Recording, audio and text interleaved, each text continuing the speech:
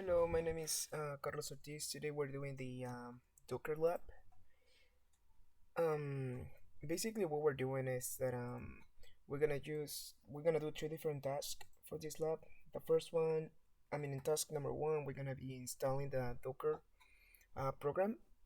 For task number two, we will explore fundamental Docker commands such as searching for images, pulling and running containers, examining some containers statuses, and interacting with containerized environments. And finally, for task number three, um, we're gonna use Nginx web server, of course using Docker. So we're gonna be demonstrating the port mapping, volume mounting for content customization, and accessing web services hosted within Docker containers. So, yeah, basically what we're doing is just an introduction for essential Docker operations. So, with that said, let's start with task number one, which is the installing of the Docker.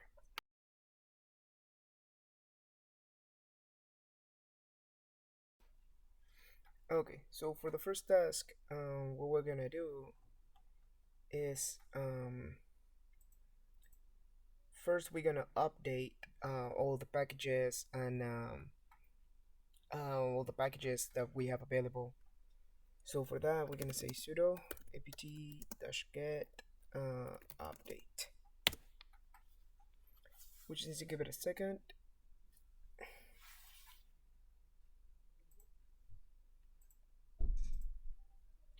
Perfect. So once this is done, we're gonna run. We're actually gonna remove any old Docker packages. So for that, I actually have the code right here. So I'm just gonna copy this.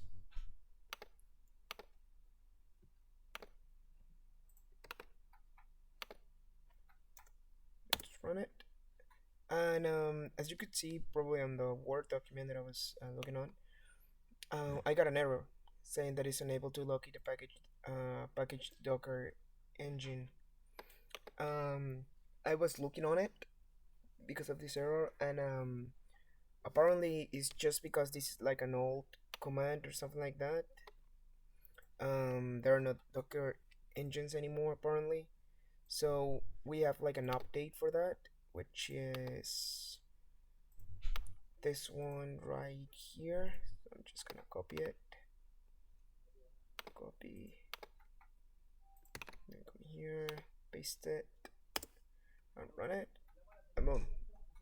So basically, again, what that command is doing is we're removing any older version for of Docker that might be installed on the system. Um, yeah, that's it. That's all we're doing. Okay, so then um, what we are gonna do is we're gonna install Docker. We're gonna Now that we delete everything, we're gonna install it.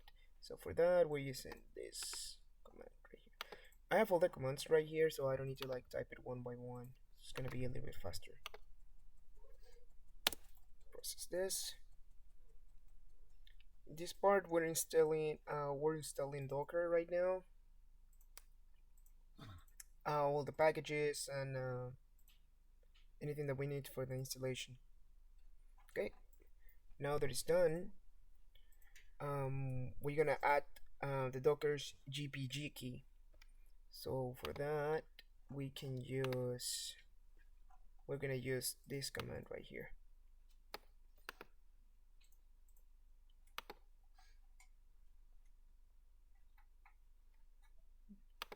So we grab it, we paste it, and let's run it. Okay. And now we're gonna add the Docker repository to this. And again, I have everything in here, everything I need. So I just need to copy this, copy, and paste. We just wait a couple seconds.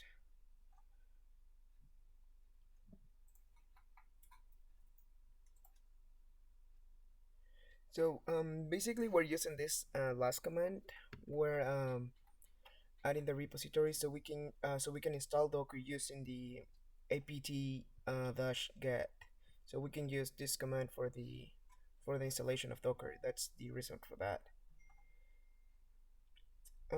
Then what we're gonna do is we're gonna update the package list one more time.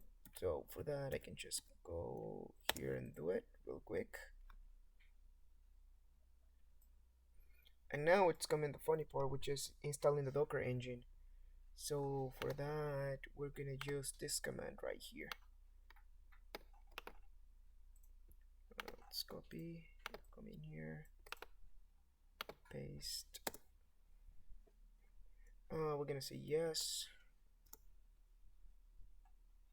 So what we just did, that command installs the Docker Community Edition, uh, which is basically which is the Docker runtime and command line tool necessary to run Docker containers.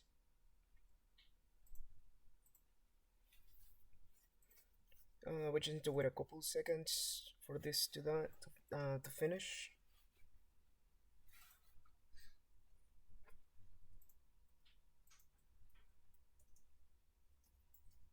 Okay, perfect. Now, I saw on the guide. Um, Let me see if I can find it real quick. Uh, oh yeah. So I saw these as well, which is the apt-get install snapd and the sudo snap install docker. This is an optional step. What I was able to find out. Um, Basically, what we're doing in the first part, it's just a different way to install Docker. Like right now, we finished with the installation. Like the installation is done. But if you want a different way to do it, you can follow the next these two commands right here. The sudo apt-get install snap. Everything's gonna process and download and update, and then it's gonna be sudo snap install docker. So this is just optional. So that's why I'm not doing it right now. Um, but since that's done, let's check if everything was installed properly. And for that, we're gonna run the usual hello world in Docker. So for that, let's say sudo docker. Now that it's working, run hello world. Okay, we run this. Just give it a couple minutes. And let's see. Spooling library. There was. Oh, there we go. This is the message that we were looking for. Hello from Docker. This message shows that your installation appears to be working correctly. So with that, we can say that we installed Docker. That we did the installation correctly. But let's check the list of images that we have right now. So we can say in Docker images. Of course, we have only one, which is the hello world, and that's because we just created in here. Okay.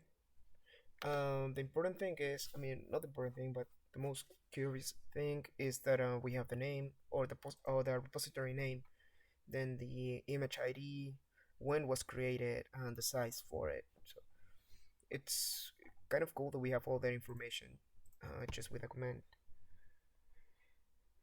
Okay, so then what we're gonna do is let's check the status.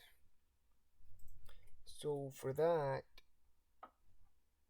that was this command right here. Give me a second.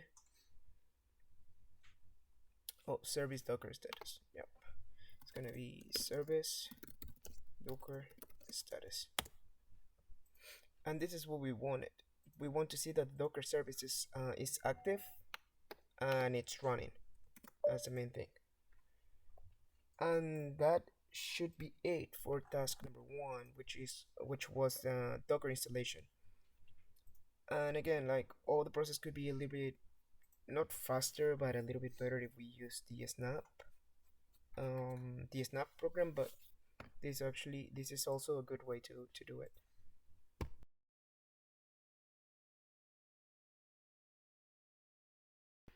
Okay, so now we did all this. For task number two, we're gonna do we're gonna create a container.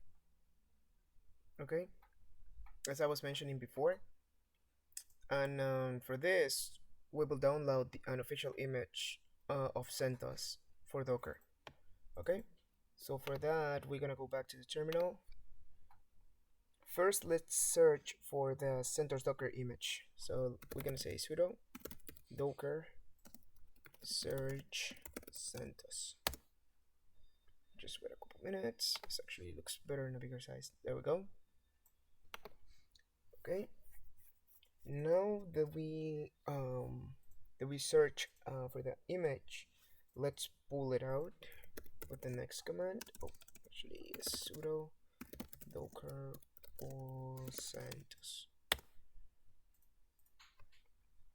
So basically, we're downloading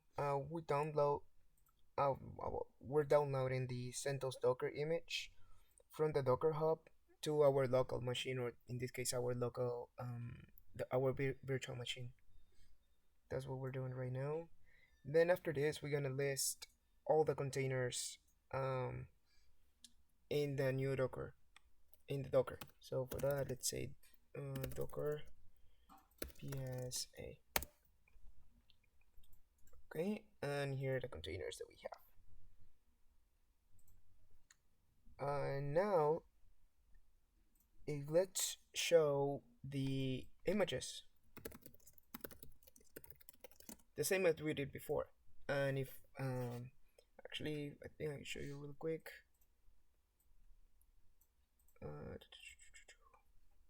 Oh, we're doing the same that we did right here. We're showing the images, but we can see a little difference. Before there was only the hello world, but since we pulled the CentOS image just a minute ago, we have the CentOS right here as well with the image ID.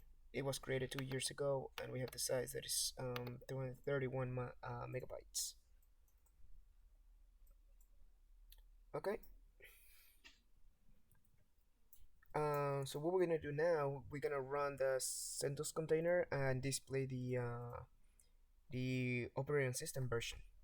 So for that, we're gonna use sudo docker run CentOS cat etc issue. Okay. So maybe you may be wondering, like, what's all this? So basically, by running this command right here, we run a CentOS container, and we're displaying the contents of this file right here, or this directory right here. And I mean, typically, this file contains all the operating system versions and information. So that's why we have this. So it's the operating system version. So now if we change, instead of issue, we type shadow, we're not gonna get the OS version. We're actually gonna get information about the users, and we're gonna get users, passwords. Of course, all this is hashed already, but yeah, that is what we store in the shadow folder. Now we're gonna start an interactive bash shell in CentOS container. Uh, yeah, I think, let me take a look really quick.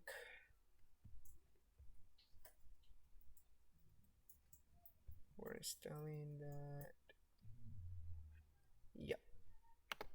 Okay. So for that, we're gonna say sudo docker run it. Oops. Run it. CentOS bash. Okay. And as I said, basically what we're doing, what we just did is we start an interactive session in a CentOS container. So it's basically like a bash shell. And I think there are some uh, questions here that we need to do. Yes. So we go back. If we go ls, it's gonna show the files and directories that are contained on the directory that I'm at right now. And talking about that, if I type pwd, it's gonna show me the current directory, which is just slash because I'm on the root. And if I ask who am I, it's gonna tell me I'm a root, which means that I have root privileges. And if I said uname a, if I'm okay, let me just make sure that command. Yes, uname that a.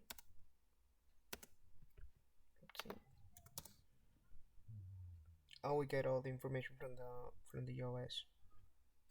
Okay. So with that, we just enter to the bash shell and work a little bit on that.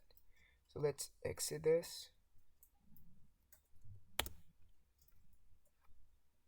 And let's see what else we need to do here.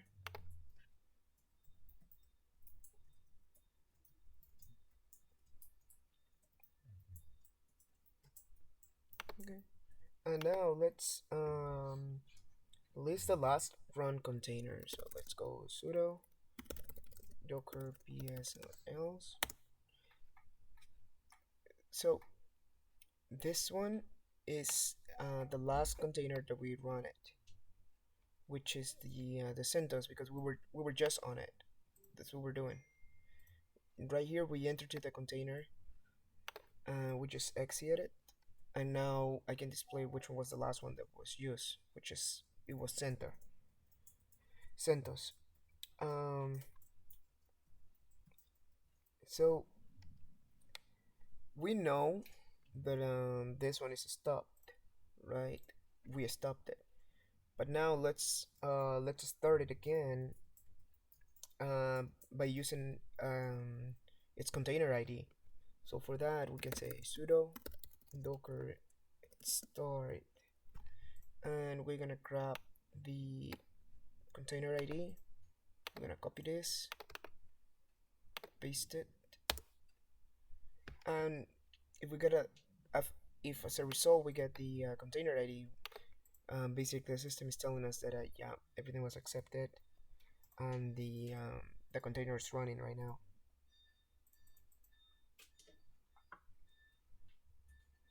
And we can see this um, by doing sudo docker ps. This one is gonna list all the containers that are running. In this case, I mean, we just start one, which was the CentOS container. That's why it's only that one right there. So with this done, we can actually pass to task number 3, which is gonna be about the Nginx container.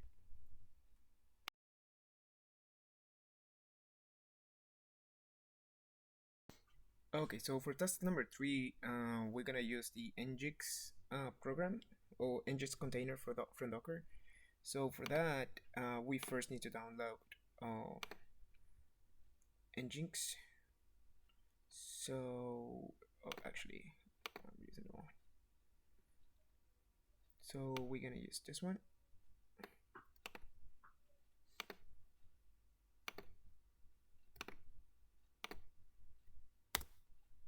We're basically doing the same as as before, we're looking for the image from Nginx. We're gonna download it and to our virtual machine. Okay, once that is done, we're gonna list again just all the running Docker containers to see that everything was successfully downloaded. Docker ps, and perfect. We have like CentOS that is running. Is the one that we run in the previous task right here, and now we have the Nginx that is running as well, and it's just 18 seconds because we just did it. Okay, so once we have that, um, well, we have a port number in here, but in case that you want to know which port number is it, you can say sudo docker port my Nginx. Okay, and using this name because it's the name of the first container. Okay, that's the only reason.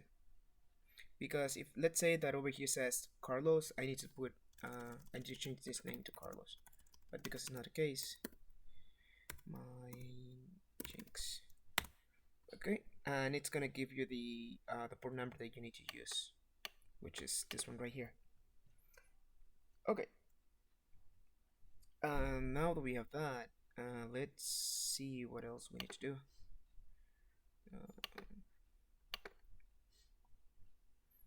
Okay, we need to do the curl. Okay. So we're gonna say so we need to access to the Nginx web server then using curl. So we're gonna say curl http dash dash slash slash local host, and in here we need to put the port number that our Nginx is pointing to or is using to.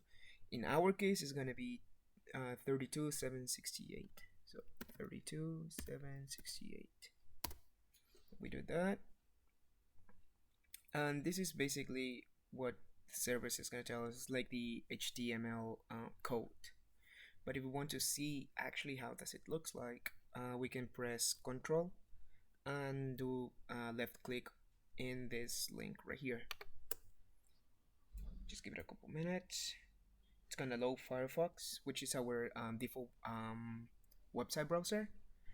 You see the link is localhost 32768. Like if you want, you can actually open it. Do it. It's gonna do the same. But I found it like this way was a little bit easier, so that's why I did it. Okay. So with that, we complete the first step enter here, which was enter to the Nginx website web server basically. So now we're gonna create our own web page using Nginx and Docker. Okay, so for that, let me just close this, close tabs. Okay, so for that, we're gonna run the next command.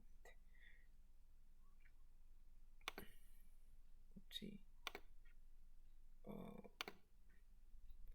We're gonna use this one right here. Now, in case that the file that you're using is because look,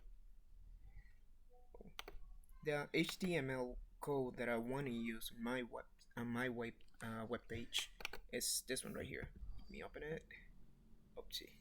Show like that. Okay, close tabs. Let's go here. Let me open it from here. It's on the desktop, so ls. Alright, it's gonna be Vim index. So this is what I want to use. Okay, which is basically pretty much the same. It's just that I'm changing some the title and something like that. So if I go out, so if I want to use this index HTML file, I need to move to the folder or the directory that I'm using, that the file is on, basically. So for example, in this case, it's a desktop, right? So I need to move to the desktop file directory, which is this one right here. That's what I did. I was in the seat before, so then I moved to desktop. Okay, that's an important step before we actually do anything else. So once we know that, we're gonna use the next command. In this case, I'm just gonna say my index one. I can't use my index, and that's because it's already up and running. If I want to use it, I will need to rename it, and it's like a longer process. So I can just put my index one, and then it's gonna work. So if I process this, okay, so this is real funny. Like if I go and see which one are running, remember like the sudo docker ps. You see now I have like three different containers running. One is my index, that is the one that we created. Now that we have my index number one, which is the one that we just created like a couple seconds ago. Uh, but now you might be wondering like, hey, so like that is done, but how do I enter to it? It's actually the same way that we did here. We did, what was it? Right here. We're gonna use curl. So we can just look it up like this, and of course we don't need to use this port number because this one belongs to my Nginx, so we need to change it, and that's why I print this list, because as I was mentioning before, here we can see which one is the port number. In this case is it's the same, it's just 69, so we can change this to 69. Process it. It's gonna show my HTML file, and then if I do the same, like I press Ctrl and then left click in here, just wait a couple seconds, and boom, it's gonna print out in here. So with that, I actually complete task step number 2. But while I was doing the lab, I found like a different way to do it. If you remember, like in this step, I told you it was really important to move to the directory where your file is on. Let's say that you don't want to do it. Like as I said, right now I'm in desktop, right? But let's get out. If I do this, there is another way that I can do it without moving from my current directory. And for that, let me see, have it right here. First, we need to use this command right here. Copy, paste. Basically, what I'm doing right here, I'm sending the index.html file to this port and to this library right here. Okay, so that's the total, that's how much they received, and the current speed for it. Okay, then let me copy here, copy,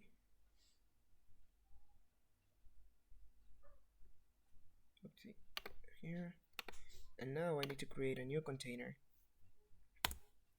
In this case, the name is gonna be final. So if I go, now I have another container, which is my Nginx final. And if I run the curl command and put 70, as you see, I have a regular welcome to Nginx, right? But that's not what we wanted. We want to modify it and see our name on it and all that. So what can I do is